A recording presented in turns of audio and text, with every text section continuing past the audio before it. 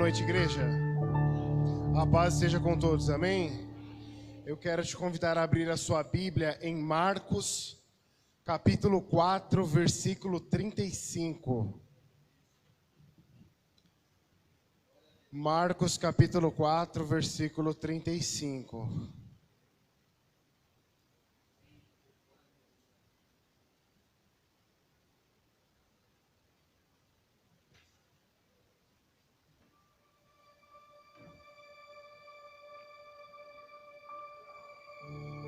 Marcos capítulo 4, versículo 35.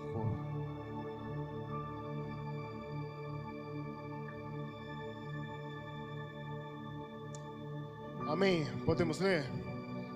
Queridos, a minha nova versão internacional, e a palavra de Deus fala assim: naquele dia, ao anoitecer, disse ele aos seus discípulos: vamos para o outro lado. Deixando a multidão, eles o levaram no barco, assim como estava. Outros barcos também o acompanhavam. Levantou-se um forte vendaval e as ondas se lançavam sobre o barco, de forma que este ia se enchendo de água. Jesus estava na popa, dormindo com a cabeça sobre um travesseiro. Os discípulos o acordaram e clamaram: Mestre, não te importas que morramos? Ele se levantou, repreendeu o vento e disse ao mar: aquieta-te, acalma-se. O vento se aquietou e fez completa bonança. Então perguntou aos seus discípulos: por que vocês estão com tanto medo? Ainda não têm fé?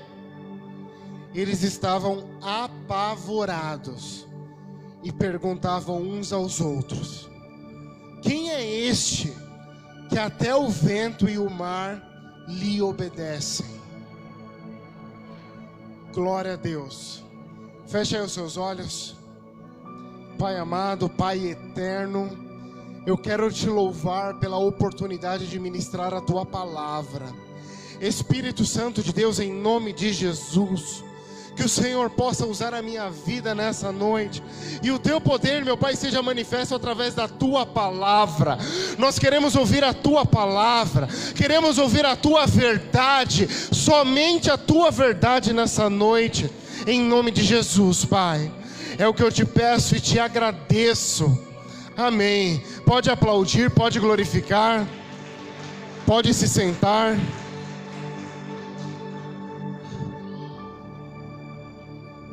Glória a Deus. Amém.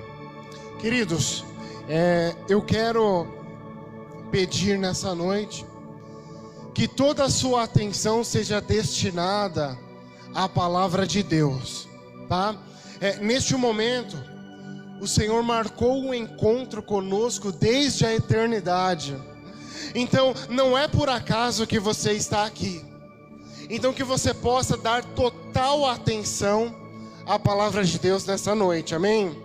Eu quero pedir ao diácono que já fica com o alarme nas mãos, porque se ele tocar, ele já vai ser repreendido em nome de Jesus, amém? Queridos, eu já disse aqui algumas vezes, eu gosto muito de filmes, só que eu sou muito repetitivo. Então quando eu gosto, eu sou igual criança e Baby Shark, entende? Eu repito e repito para nunca mais esquecer.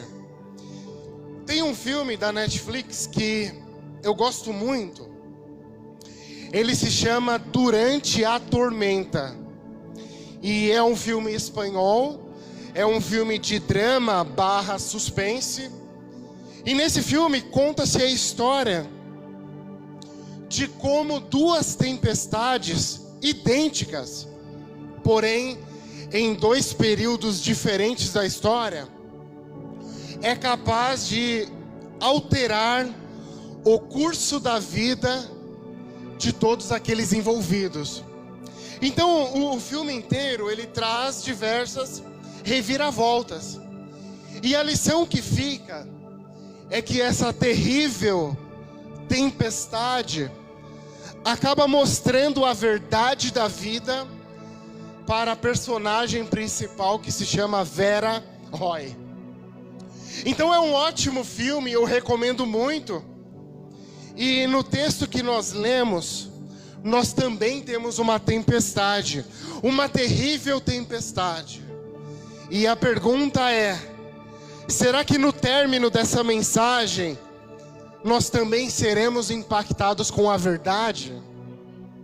Será que as nossas vidas serão impactadas a partir dessa tempestade? Eu espero que sim, amém? E antes de entrar no texto, eu quero contextualizar um pouquinho para vocês. Esse acontecimento entre Jesus e os seus discípulos, ele está registrado nos 3 evangelhos sinóticos: Mateus, Marcos e Lucas. E são chamados de sinóticos porque eles possuem muitas histórias em comum, como no caso dessa que nós acabamos de ler. E na versão de Marcos, Jesus está reunido com o povo e ele conta algumas parábolas. E a verdade é que Jesus era um grande contador de histórias. E através dessas histórias, o reino de Deus, ele era compartilhado. Naquela ocasião, Jesus conta a tão conhecida parábola do semeador. Aquela que diz que muitas sementes são lançadas e cada uma cai em um terreno diferente. E cada cenário é responsável por mudar ou alterar o resultado daquelas sementes.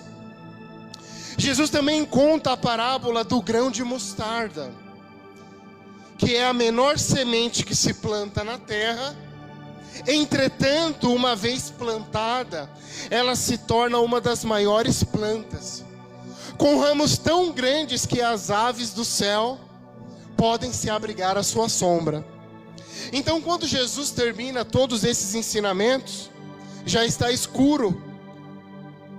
E o verso 35 vai dizer, acompanhem comigo: naquele dia, ao anoitecer, disse ele aos seus discípulos: vamos para o outro lado. Deixando a multidão, eles o levaram no barco, assim como estava. Outros barcos também o acompanhavam. Amém? Glória a Deus. Então, neste exato momento, Jesus ele decide ir para o outro lado do mar da Galileia. Só que isso não é por acaso. Jesus tinha um motivo muito especial. E se você continuar a sua leitura, você vai compreender o quão valioso era esse motivo, o quão valiosa era essa missão. Uma missão valiosa para um homem, uma missão valiosa para uma família, uma missão valiosa para um povoado que sofria nas mãos do inimigo das nossas almas. Mas antes de chegar ao outro lado, e diga-se de passagem, não era perto, aquela embarcação, aqueles discípulos, haveriam de provar um pouco da fúria da natureza. E o melhor, provariam também da autoridade de Deus. Então Jesus disse aos seus discípulos: vamos para o outro lado. Só que a impressão que dá é que Jesus os convida a atravessar a rua, né? Parece até que é perto. Mas Jesus ele está às margens do mar da Galileia, que é um grande lago de água doce, que mede cerca de 21 quilômetros só de comprimento, que mede cerca de 14 quilômetros de largura. Só para você ter uma ideia, é uma distância como daqui na igreja até o bairro do Hermelino Matarazzo, ou o bairro da Ponte Rasa. Então, quando se está de um lado do mar da Galileia, muito dificilmente você vai conseguir enxergar o outro lado. Acredito que é por essa razão que ele é conhecido como mar, devido à sua extensão. É curioso que, de acordo com Marcos, não se ouvem argumentos do tipo: Senhor, mas já está tão tarde, vamos ficar por aqui mesmo? Para, Jesus, a gente está tão cansado. Vamos fazer o seguinte: a gente janta no Mac e procura um lugar para descansar, pode ser? Só que a Bíblia não relata qualquer argumento que faça Jesus mudar de ideia. Pelo contrário, no verso 36 vai dizer: deixando a multidão, eles o levaram no barco.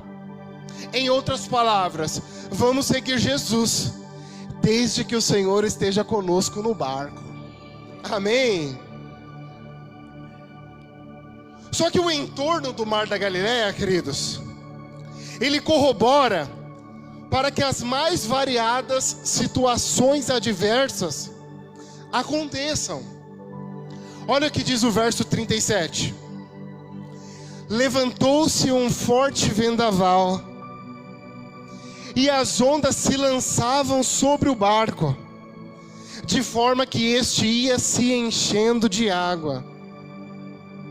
Agora, no que o entorno do mar corrobora?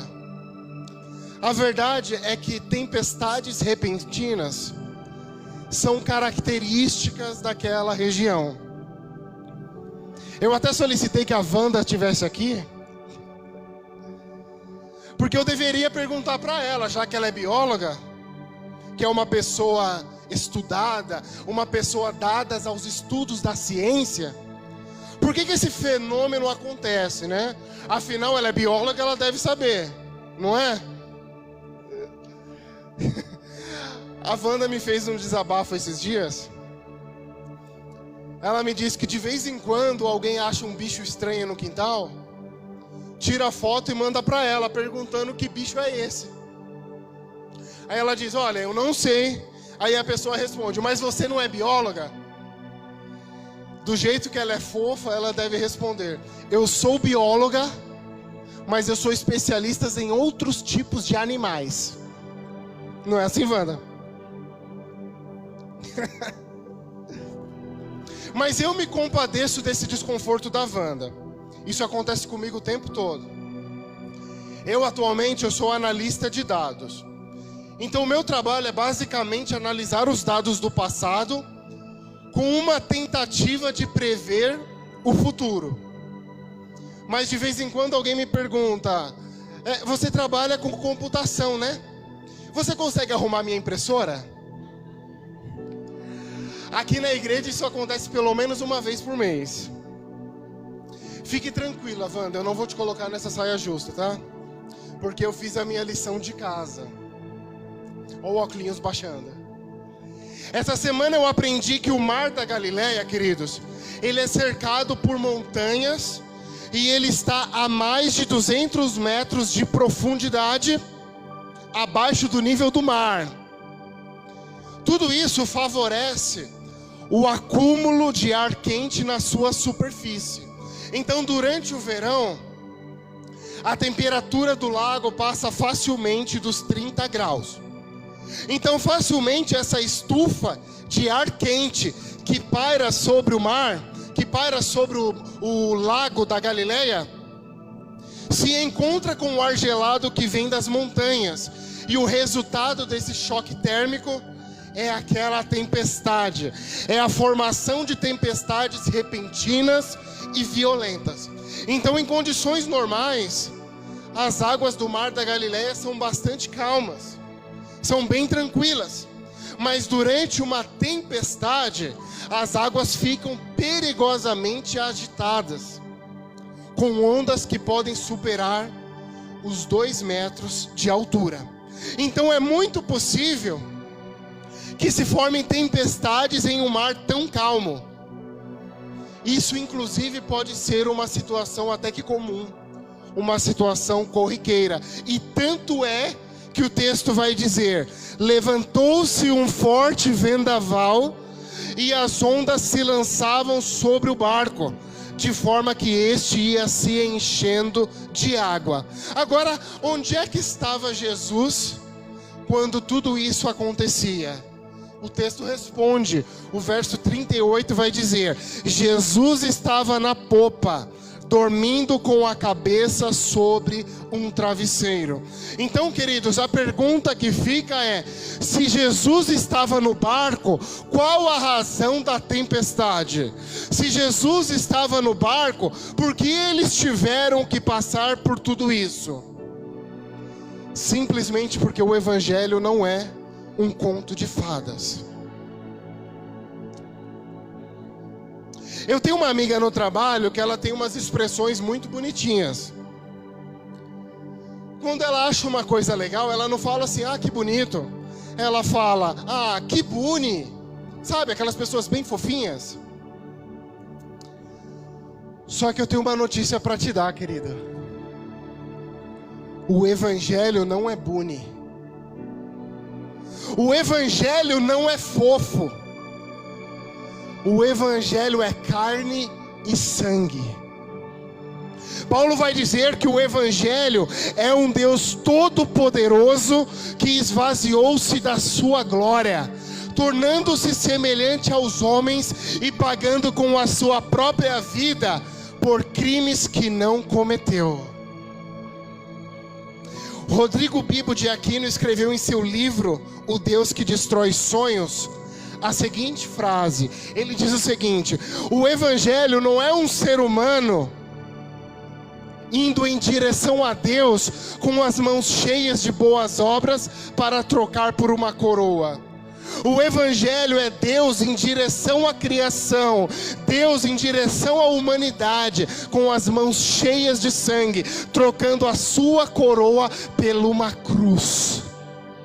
Anota então aí a primeira lição: ninguém te disse que seria fácil, ao contrário, ele disse: neste mundo vocês terão aflições.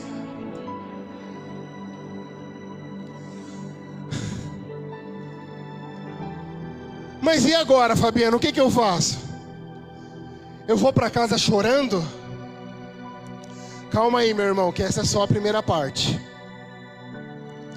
Acompanha aí comigo o verso 38. Jesus estava na popa, dormindo com a cabeça sobre um travesseiro. Os discípulos o acordaram e clamaram: mestre, não te importas que morramos? Eu acho interessante que parece ser algo muito normal entre as pessoas chaves da Bíblia, o costume de dormir num barco em meio à tempestade, né?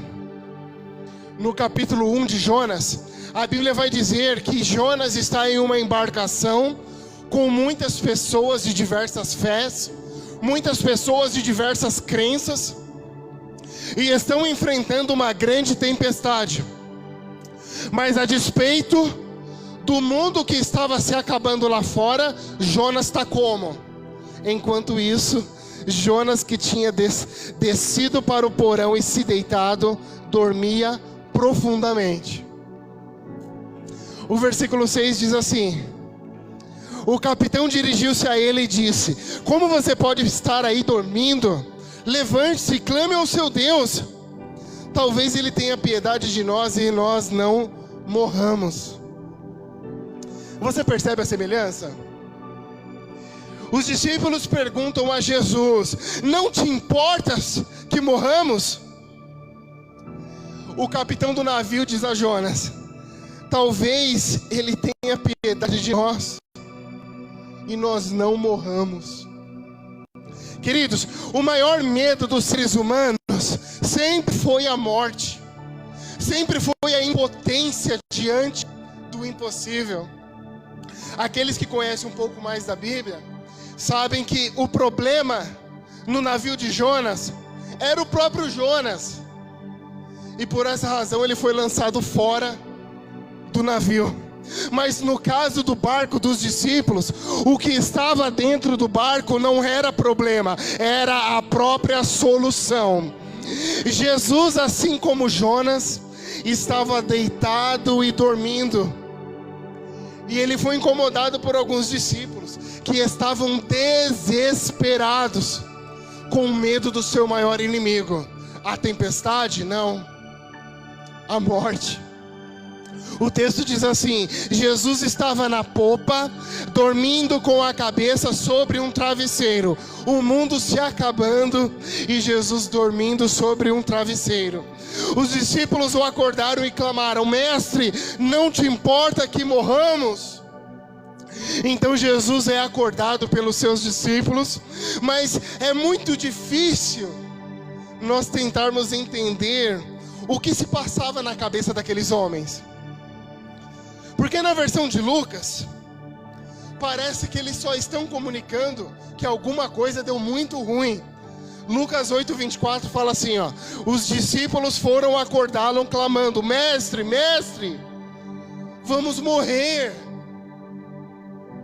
Então realmente na versão de Lucas, não há um pedido formal de ajuda, assim uma comunicação do caos. A simples comunicação do caos. Ou talvez eles acordaram Jesus dizendo: estamos naufragando e o Senhor está aí dormindo. Ô Jesus, levanta, pega um balde, ajuda a tirar a água de dentro do barco. Talvez nem passou pela cabeça dos discípulos que Jesus pudesse ajudar de alguma forma. Porque uma coisa é Jesus curar uma doença, outra coisa totalmente diferente seria Jesus operar contra as forças da natureza. Só que isso é só na mente humana, porque como diz a música, sobre as águas tu também és rei. E o texto vai dizer que ele se levantou, repreendeu o vento e disse ao mar: aquieta-se, acalme-se. O vento se aquietou e fez-se completa bonança. Glória a Deus. Esse é o Jesus que você serve, amém? Glória a Deus. Aleluia. Queridos,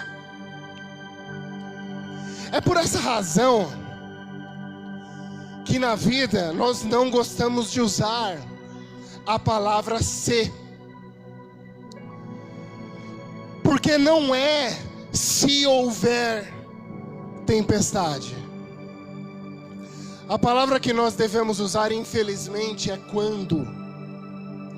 Porque quando houver a tempestade, o importante não é saber o que deve ser lançado fora do barco, como no caso de Jonas.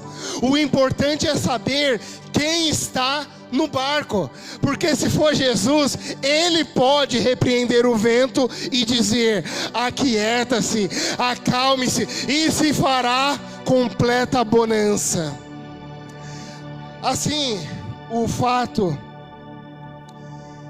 de Jesus estar no barco, queridos, não nos impede de passarmos por tempestades. Mas o fato de Jesus estar no barco nos permite passar a tempestade. O fato de Jesus estar no barco nos permite superar a tempestade, amém? Acompanhem comigo o verso 40. Então perguntou aos seus discípulos: por que vocês estão com tanto medo? Ainda não têm fé? Eu acho que os discípulos, eles até estavam com medo antes. Só que agora eu acho que eles estão com muito mais. Sabe por quê? Porque neste momento foi-lhe apresentado aquele que controla todo o universo.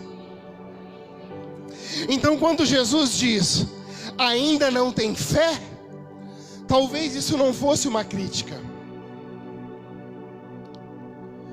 Talvez fosse uma simples pergunta. Depois de tudo isso, agora não tem como não ter fé. É ou não é? Olha o que diz o último versículo, o 41. Diz assim: eles estavam apavorados e perguntavam uns aos outros: quem é esse que até o vento e o mar lhe obedecem? Quem é esse, Wanda? Quem é esse que até o vento e o mar o obedecem? Antes eles pareciam estar com medo. Eu falo que pareciam porque a palavra medo, ela não está registrada. Só que agora eles estão apavorados. E Marcos faz questão de escrever apavorados. E na versão de Lucas, diz assim, ó, Lucas 8:25. Amedrontados e admirados, eles perguntaram uns aos outros: quem é este que até os ventos e as águas dá ordens e eles lhe obedecem? Fabiano, mas qual que é o motivo desse pavor? Os discípulos já não tinham visto Jesus transformar água em vinho? Eles já não tinham visto Jesus multiplicar os pães? Eles já não tinham visto Jesus curar pessoas? Sim. Mais especificamente, nesta ação sobre a tempestade, Jesus está demonstrando que Ele tem poder sobre todas as coisas, inclusive sobre as forças naturais, as forças da natureza. Então, na escala do milagre, multiplicar pães está aqui, ó. Mas o controle sobre as forças da natureza está aqui, ó. E por que isso? Porque desde muito cedo, o ser humano percebeu que ele não tem controle sobre o seu meio. A pandemia está aí, mais uma vez, a natureza nos prova que o ser humano não tem controle sobre o seu meio, sobre as forças da natureza. E aliás, é exatamente essa falta de controle sobre a natureza que leva o ser humano a imaginar que existem deuses por trás dessas forças. Na mitologia grega, por exemplo, Zeus controla as tempestades e os trovões. Já na mitologia nórdica, Thor é o deus do trovão. Na mitologia Marvel também, né? Só que é só na mitologia, porque na prática Jesus mostra quem é que manda. Aquieta-se, acalma-se, e o vento se aquietou e fez-se completa bonança. Amém? Lá em Êxodo, a Bíblia vai contar a história da libertação dos hebreus do cativeiro no Egito. E aí você conhece a história. Deus escolhe Moisés e o seu irmão Arão para negociarem com o faraó sobre a libertação do povo. Quando eu leio algumas passagens desse diálogo entre Moisés e o faraó, eu acho até engraçado. Em Êxodo 9:1 a Bíblia fala assim, ó: depois o Senhor disse a Moisés: vai a faraó e diz-lhe: assim diz o Senhor, Deus dos hebreus, deixa ir o meu povo para que me sirva. Só que o versículo 11 diz assim: porém o Senhor endureceu o coração de Faraó e não os ouviu, como o Senhor tinha dito a Moisés. Então, se o Senhor ele ia endurecer o coração do Faraó, Por que ele fez Moisés ter todo esse trabalho para ficar negociando a libertação?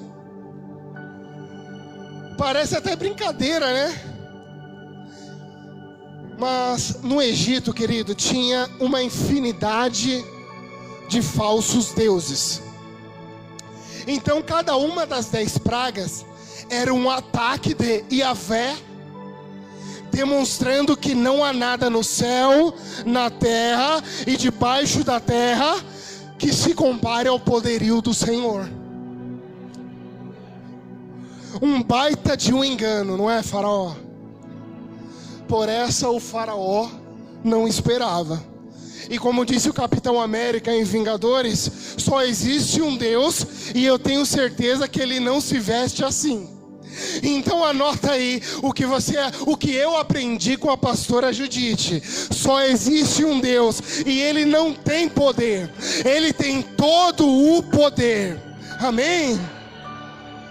Glória a Deus. Essa eu aprendi com a pastora Judy. Queridos, já estou chegando no fim. Na introdução, eu disse que o caso da Vera Roy, aquele filme da Netflix, a tempestade lhe revelou verdades secretas. E eu não estou falando da novela, tá? Na tempestade registrada em Marcos, quais foram as verdades explícitas no texto? Verdade 1: a tempestade é inerente à vida. Se você vive, você vai passar por tempestades. Em Tiago capítulo 1, versículo 2 está escrito: meus irmãos, sintam-se felizes quando passarem por todo tipo de aflições. Mais uma vez, a Bíblia usa a palavra quando passarem por todo tipo de aflições. Ah, Tiago, eu queria tanto que você tivesse escrito se passarem por todo tipo de aflições. Porque o se me dá até uma esperança que pode ser que eu não passe. Mas quando ele diz quando passarem por todo tipo de aflições, ele está dizendo que uma das maiores certezas na vida é que todos nós passaremos. A segunda verdade: você pode até passar por tempestades, mas com Jesus você passa a tempestade. Com Jesus você supera a tempestade. Com Jesus você transcende a tempestade. Sabe o que é interessante? Que os discípulos, eles só sofreram uma tempestade porque eles obedeceram Jesus. Jesus disse: vamos para o outro lado. Qualquer um deles que fosse desobediente e falasse: não, Jesus, eu vou só amanhã, não ia passar por tempestade. Eles só passaram por tempestades porque foram obedientes. E é interessante que mesmo na obediência, ninguém ficou isento de dificuldade. Ninguém ficou isento de lutas. Isso porque o Evangelho é o de Cristo e não o da lua de cristal. Muita gente não assistiu, mas quando eu era criança, a Xuxa fez um filme, Xuxa na lua de cristal. Quem lembra desse filme, levanta a mão. Deixa eu ver a faixa etária dessa igreja. Essa igreja está bem velha. Nesse filme tinha uma música mais ou menos assim, ó. Não repara, tá? Fala assim, ó: tudo que eu quiser, o cara lá de cima vai me dar. Vocês lembram? Só que na realidade, o cara lá de cima, ele tem nome. O nome dele é Yahvé. E ele não pode ser domesticado. Ele não é o gênio da lâmpada que vai fazer tudo que eu mandar, que vai me dar tudo que eu quiser. Ele tem uma vontade que é própria. E essa vontade, ela é considerada boa, agradável e perfeita. As tempestades vão ocorrer para todos. Inclusive o texto diz que outros barquinhos que acompanhavam o barco dos discípulos também passaram pela mesma tempestade. A verdade é, querido, que o sol, ele nasce tanto para o pobre quanto para o rico, tanto para o cristão quanto para o ímpio. Só que o texto diz que Jesus repreendeu a tempestade e a bonança foi completa.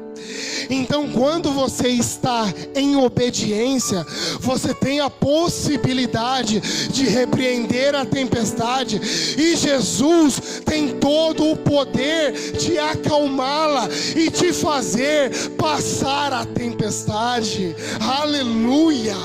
Glória a Deus! Aleluia!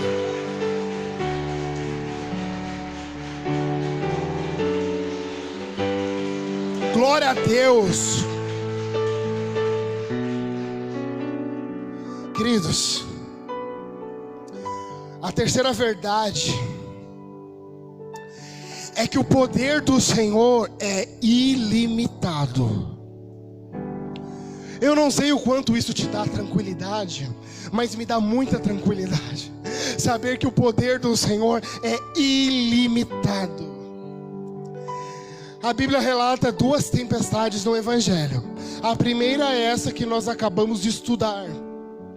Já na segunda, Jesus permanece no monte, orando, e os discípulos vão sozinhos. Então nessa passagem tem o mar da Galileia, tem a tempestade, tem o barco, tem discípulos, mas não tem ninguém dormindo na popa. Nessa passagem Jesus não está,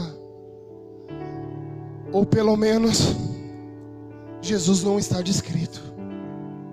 E agora? Quem poderá me defender?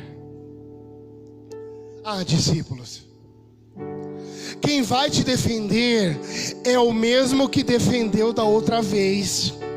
Mas Fabiano, ele não está na popa do barco. Mas não é porque você não está vendo que ele não está te vendo. Não é porque você não está vendo que ele não está te vendo. Fabiano, mas eu não estou vendo. Querido, fica tranquilo, que não é porque você não está vendo que ele não está vendo você. E aí vem Jesus caminhando sobre as águas. E aí vem Jesus caminhando sobre as águas. Oh, meu querido, esse é o Jesus que nós servimos. O poder dele não está aqui. O poder dele não está aqui. Ele tem todo o poder. Quem pode aplaudir o nome do Senhor? Quem pode glorificar o nome do Senhor? Aleluia! Fica de pé aí, igreja. Glória a Deus, aleluia. Glória a Deus. Eu quero que você feche os seus olhos.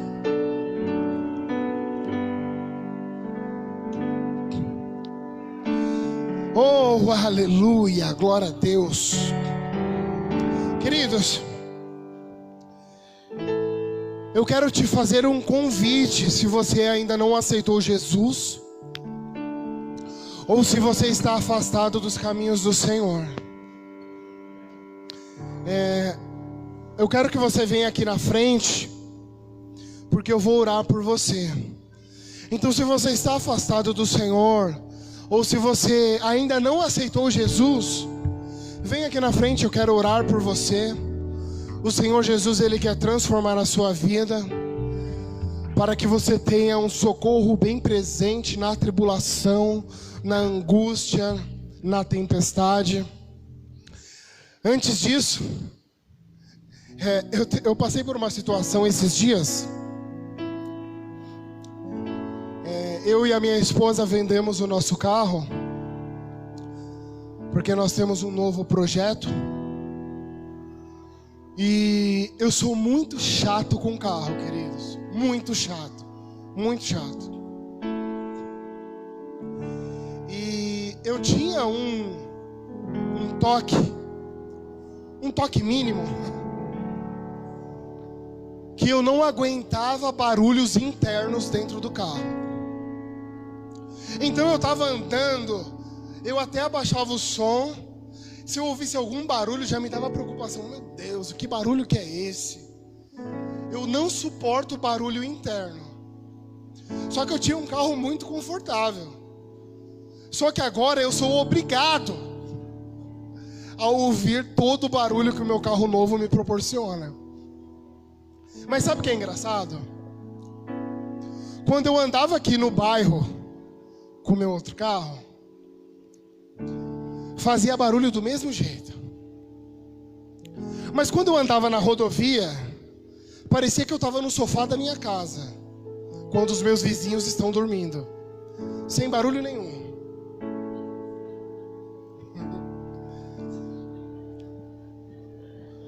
Mas quando eu andava aqui no bairro, a má qualidade do asfalto deixava o carro barulhento.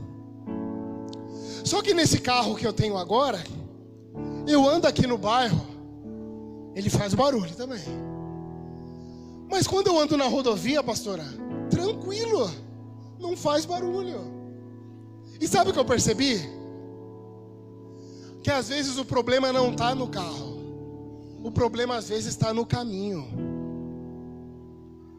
Se o asfalto é bom, pode ser um carro de entrada ou um carro de luxo. Vai ser confortável do mesmo jeito. Mas se o asfalto é ruim, se o caminho é ruim, você pode ter o melhor carro. Aqui no Oliveira ele vai ser desconfortável, porque o caminho é ruim. A Bíblia diz que Jesus é o caminho, a verdade e a vida. Isso quer dizer que não importa a sua colocação no ranking da vida, porque se o caminho for bom, você anda confortável. Não importa o que você está passando, porque se o caminho for bom, você não vai nem sentir. Jesus é o caminho, a verdade e a vida. Não há caminho melhor. Não tem caminho melhor. Não há nada que possa, querido, te desestabilizar. Porque se o caminho for bom, você vai seguir a vida. Passando por tempestade, mas vai passar. Passando por bonança e vai passar. Vai ter tristeza? Vai ter. Mas Ele vai estar do seu lado. Oh, meu Deus do céu. Os meus irmãos, eles vão cantar um hino. E você pode refletir um pouco. Se você quer viver essa transformação, se você quer viver isso na sua vida. Então, enquanto o hino está sendo tocado, a igreja está orando, intercedendo por você.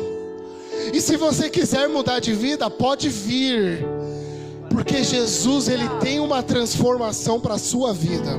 Amém?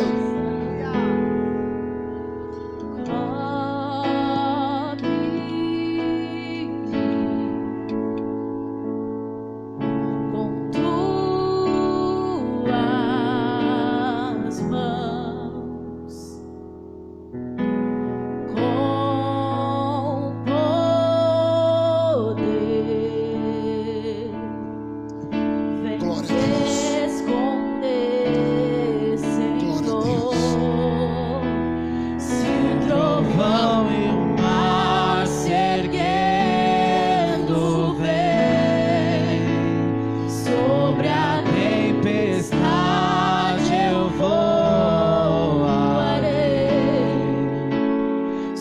sobre as águas tu também és rei. Aleluia. Descansarei. Oh, igreja, adore esse Deus. Adore esse Deus. Glorifica o nome dele. Sobre as águas ele também é rei. Na sua dificuldade ele também é rei. Aleluia.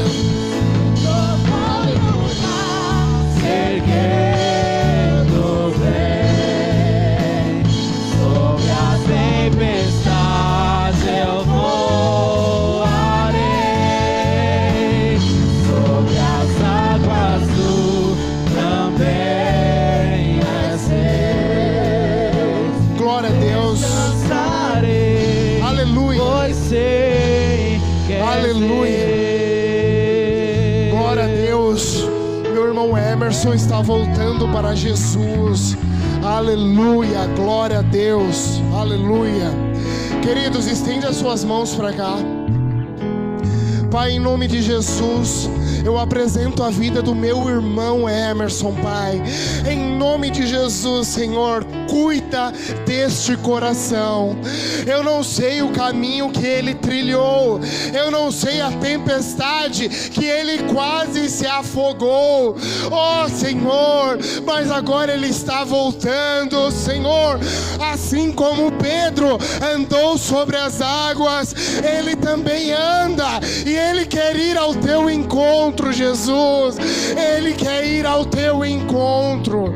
Oh Pai, abençoe a vida do Emerson, cuida da família dele, cuida, Senhor, dos negócios dele, cuida, Senhor, da mente dele, cura ele e tira tudo o que não é teu, em nome de Jesus.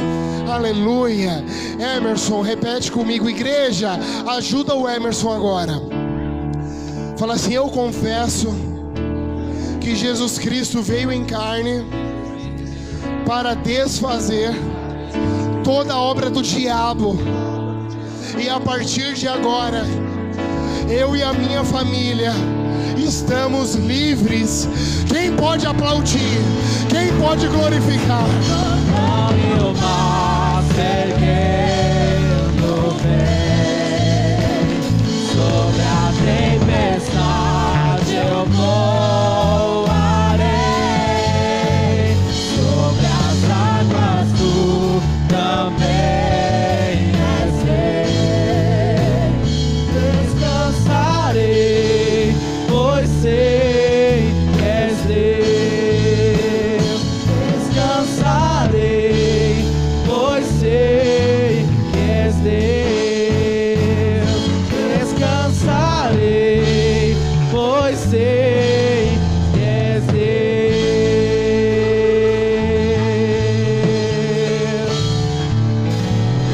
Aleluia, glória a Deus, glória a Deus. Pode aplaudir a Jesus, louvado seja o teu nome.